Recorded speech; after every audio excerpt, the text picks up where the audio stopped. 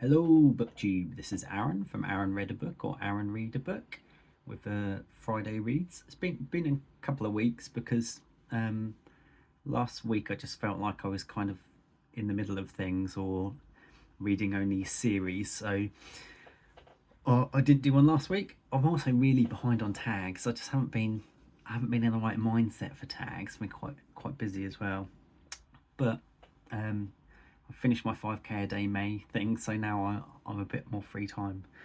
So let's go through. I've got a couple of hauls as usual. Just a couple of ebooks and the last of my birthday haul that didn't arrive in time. This is another sort of one of those Vinted buys where I need to stop going on Vinted, but one of the books I read a lot when I was a child and really helped me get into reading was The Lion, the Witch and the Wardrobe. But I've never read the rest of the series, so I thought I'd pick up those. And I found this nice box set with the scary BBC woman on it. I remember watching this as a kid and being terrified. I've been quite scared of Aslan as well. The other side's got this cool artwork on it, and the box itself is a bit scuffed up, but the books don't look like they've been read at all. So here's the Magician's Nephew. I never even realised there was one that was before The Lion, the Witch and the Wardrobe. I don't think it was written before it, but there's Aslan, scary Aslan. I don't know if I've got these in the correct order. The Horse and His Boy. The Voyage of the Dawn Treader. That one looks interesting. It's got a ship on it. Oh, cool. The Silver Chair. Lovely little owl. I do love these artworks. They're really nice. Prince Caspian, another nice one. And finally, The Last Battle. There's still children in The Last Battle. That's interesting. Yeah, so that's nice. I think that cost me like £3. I love Vinted. It's amazing. But not with postage, obviously. I think it was probably about £8 altogether or something. And I got 2 ebooks as well, both inspired by booktubers. So the first one was a book I saw on Hannah at Savage Reads' channel, and that is Strange Sally Diamond by Liz Nugent. This is like a crime novel, I believe, by an Irish author, but I think it's partially set in New Zealand, which interests me because I lived in New Zealand for a few years and I love it, and my mum lives in New Zealand. And the other one was inspired by Pat from Book Chat with Pat, and that is the first book in the Inspector Gamache, I think that's how you say it, novels, and that's Still Life by Lewis Penny. So both of these were ones that I'd seen Pat and Hannah talking about, and then put them on my wish list, and all of a sudden they pop up for 99p. So probably won't get around to them very soon, but because they're both mysteries, and I've been reading loads of mysteries recently, but look forward to them when I do. What have I been reading? I'm not going to go in order here, because some of these books that I've been reading are rereads and parts of series. So I'll start with the main book I've read that's had me thinking a lot. Brotherless Night by I'm going to try and say this, V.V. Ganeshananthan. That's probably not right, but this was an interesting novel. It's been nominated for the Women's Prize. It's on the shortlist, and I've heard great reviews of it, and I can kind of see why people loved it so much. But I had quite a lot of issues with it as well, and it made me think about what I want in a novel quite a lot. It's the story. You follow a young girl in Sri Lanka, but the story spans like 20 years, or 25 years, I guess, because I think it was 25 years the Sri Lankan Civil War went on. But I love this idea of following a young character through the Civil War and her family and her brothers, who who obviously get mixed up in it. But I had problems with the execution. She's training to be a doctor, and she eventually gets sort of hired to help at a clinic run by the Tamil Tigers, who are like the big what's the word, militia, or sort of, yeah, I guess militia. But there's lots of factions. There was lots of factions in the Sri Lankan Civil War that were rebelling against the government, and because the government were being sort of racist towards Tamils, who are only about 17% of the population, I think. But yeah, so we follow this young doctor and her brothers. Some of her brothers become Tamil Tigers. One of them, well, actually, I won't go into any spoilers, but the issues I had with this is I found it really super interesting, the points she was making, and the historical parts of it I really loved.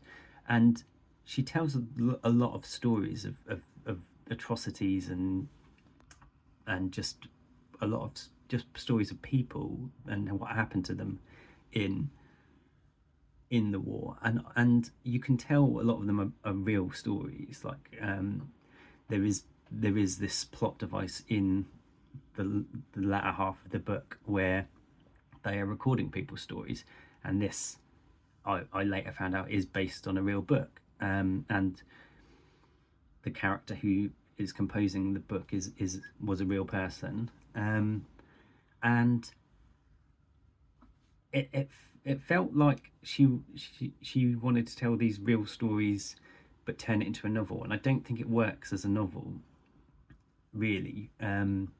Firstly, I thought the characterization of the main characters is not very good, and all the way through I was thinking, oh, I don't really know much about these characters, so when certain people die, you're like, oh, I didn't really know them very well, so I don't really care that much. The one character that I found fascinating all the way through, and I thought, oh, this feels a bit better, is a real person. Later, in the author afterwards, she describes the real person and the real book that they're composing. So that was one reason. That was one weakness I thought of it, and the other was that it felt very fragmented and not a proper story. It sort of jumps around too much, and the first half feels very different to the second half. And when I read the afterword of the novel, the author says that she's been writing this novel for 18 years, and parts of it were short stories, and then other parts of it were stories taken from other people and that other book and stuff. So that made me realise what kind of where she's gone wrong with it as a novel. Like it felt fragmented, and like I feel like this with a lot of literary fiction. It felt thrown together at the end, like the author was just desperately trying to finish it. And I think that is probably because it is the thing of many parts that she's brought together and tried to turn into a novel. And I don't think this should have been a novel. I think she should have just written a non-fiction about the Civil War and told real stories. Like all these stories are based on a lot of these stories are based on real people, so why not just tell the real story? And I think she probably hasn't done that, partially because the fictional book that's been written in the story, which was based on a real book, exists, so she'd just be rewriting that book. And although she could have expanded on that, because that wouldn't have had everything in there. And partially, I think novels obviously sell a lot more than a history book would. Only weird sort of outcasts read. Like there's a weird fringe society that read history books, but not the general public. Yeah. So, but I would have loved to read a history book about this, and the novel itself made me really interested in this. And I found the stories emotional, but I just didn't find the characters, the stories of real people that she, or the stories of the side characters and stuff that happened to people, I found quite emotional. But the actual novel, the novel itself, the character's life and story, I did not ever get attached to. So it just, the whole time I was reading it, I was just like, oh, I wish she'd written a history book on this, because she writes very nice on a sentence by sentence level. Like some of the like, it's obviously a very angry book. She's very angry about what happened, and as an exploration of normal people getting caught between a sort of a militant uprising and the government, where you're getting killed by both sides, that was very powerful and done very well. But I just don't understand why she needed to try and cobble it together into a novel, because I just don't think it worked. But that said, everyone else loves it, so maybe it's just me, and maybe I'm being overly critical, and maybe I need a story more than other people, like a cohesive beginning, middle, and end story more than other people. I generally don't like experimental books, so I think maybe that is a thing with my taste, where I like quite a well-structured narrative, and if you play around with form too much, it takes away from my enjoyment. So maybe this is what made me think about this book a lot. Maybe it's my taste that doesn't fit this, so I don't know. But I'm interested to hear what other people think about it. I know other people have said that they didn't connect with the characters very much as well, but overall it's a great novel. I wouldn't call it a great novel. I would say it was interesting and powerful, but doesn't work as a novel. So let me know what you think in the comments if you've read this. I would recommend reading it anyway, because it is a very interesting subject, and as an sort of angry outcry about this war that I didn't really know much about, it's very good. What else have I been reading? So I also read something completely different. P.G. Wodehouse, Joy in the Morning, and also this was not a great hit with me either, but I think I might have hyped it up in my head a bit, because I remember Steve Donahue once saying that this is kind of regarded as his funniest novel. It's a Jeeves and Wooster novel, and basically the plot line is that Jeeves kind of wants to go fishing, and he encourages Bertie to help out his friend who wants to marry another one of his friends, and to get permission, they need permission off of Bertie's uncle, who lives in a very small village called Steeple Bumpley. Wodehouse is brilliant at names, English names.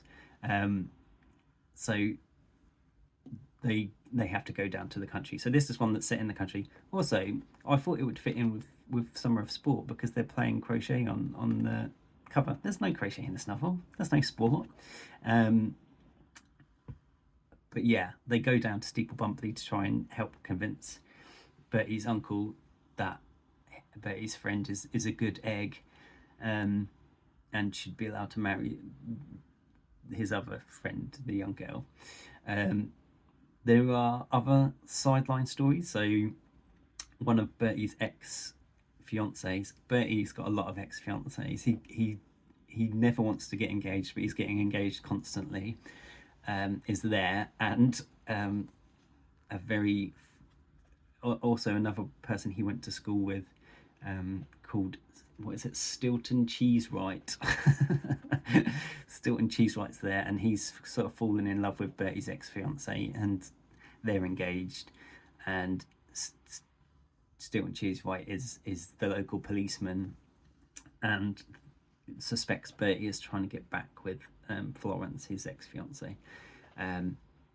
So there's lots of funny little things happen in it. It's still a really good book, but it wasn't one of my favourites. I think the plot lines were a bit straightforward for me. So like sometimes he gets himself in some right messes, and this one there are a few things. My favourite part is Edwin, who's the little boy who is the son of Bertie's uncle-in-law. I don't know what the exact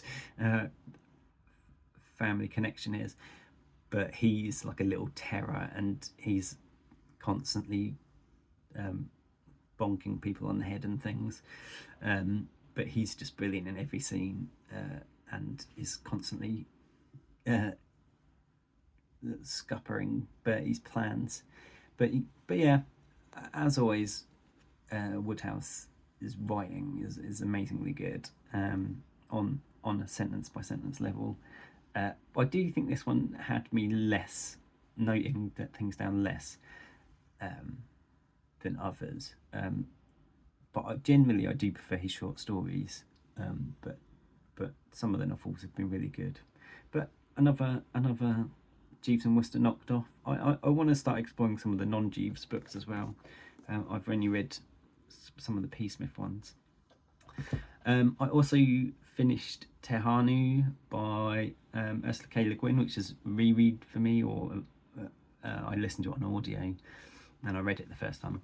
I won't speak much about that one because it's the fourth in the series, but I will say I think I prefer that one written down, or maybe I prefer all Le Guin written down, because she's so her turn of phrase is so good. It might be the same with Wodehouse, actually, if I ever tried to listen to Wodehouse. Wodehouse, I know Stephen Fry reads them, so that might be good, but he's so clever with words that it's nice to soak them up by reading them rather than having someone sort of read it and pass on. It's nice to sort of wallow in it. I'm also been reading for Book Track, Imzadi by Peter David, which is I'm nearly finished with this. I've been really enjoying it, actually. It's a story about Riker, and Riker was an old man, and in it Deanna Troi has, I don't know if this is an alternative timeline because I haven't watched all of TNG, but she's in Strange New Worlds, so not Strange New Worlds, Picard season 3, so she must be alive in the normal timeline, but Deanna Troi's dead in this, and he's sort of, Riker's life's gone badly because he's sort of, well, he's such an ambitious and adventurous character, but his sort of partner has gone, so it ruins his life, and he's sort of stuck on a dead end post. And then it jumps back in time to the beginning of their relationship when he first meets her on Bateshead, and that it's really interesting, and it's basically him trying to woo Deanna. So there's lots of fun innuendo and silly jokes and things, and like him sitting backwards on a chair for the first time. But again, I actually think this would be quite fun to read, even if you weren't a Star Trek fan, because I'm not a huge sort of TNG nerd, but I'm really enjoying it. Yeah, Peter David, I think he mostly gets the characters right. Some of the dialogue's a bit. I sometimes think, oh, would Mike say that? But it's hard with characters you kind of already know.